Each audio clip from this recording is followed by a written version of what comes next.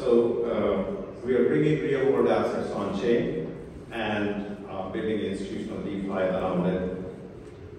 Our team comprises of people who have significant TradFi experience. I come from Millennium Management, Barclays, and Bank of America over 12 years. Spent 5 years in crypto as head of trading, running my own investment management firm. And I'm also author of Crypto Investor, which essentially tries to explain technology to finance people and finance to technology people, which is what crypto is. My other partner, Plamen, is a blockchain developer. And so what is the opportunity? Well, DeFi yields were higher a year back.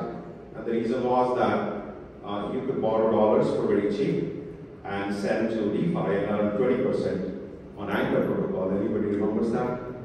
But as the inflation went up, central bankers had to basically change gears, and now everybody believes in TradFi that the rates are going to be higher for longer, and that you see being reflected in the yields when compared against US Treasury.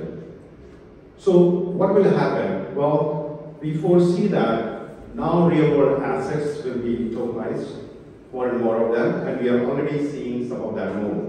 So when the risk-free rate was close to zero, stablecoin was one of the most successful real-world assets that was tokenized on blockchain, because people still use fiat in their real life, so they needed to move assets on-chain, and that's what they used. But what happens when you have risk-free rate, which is right now close to 5%? Would people put their dollars on-chain, where on-chain you can actually make 2% or 3% on various lending protocols? So we are looking to build a yield-generating stablecoin, and yield-generating stablecoin that will provide at least the risk-free rate while the asset, especially the dollar assets, are on-chain. So it will work very similar to something like Circle. You go, you do KYB with us, and you can mint and redeem the tokens on the website. So the opportunity is huge. Of course, the total treasury outstanding currently is $24 trillion, and we have only tokenized $700 million by now, close from zero at the beginning of the year. And of course, ultimately, there's a $68 trillion opportunity in the value of the assets that can be tokenized. So now focusing on this product, what is ideal stablecoin? Well, the most important thing now is, after what we have seen over the past year, is that it's going to be regulated in a jurisdiction, which is Bermuda, one of the top regulators in the digital asset space.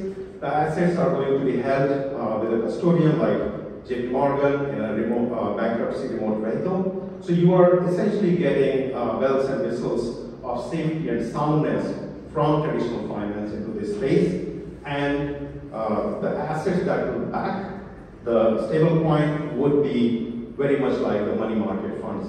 So highly liquid, very short term, US government treasuries, overnight repos, and so on. But you will have access 24/7, and the tokens will be programmable and composable. So here's the demo. I'll actually skip it. It's very similar to Circle.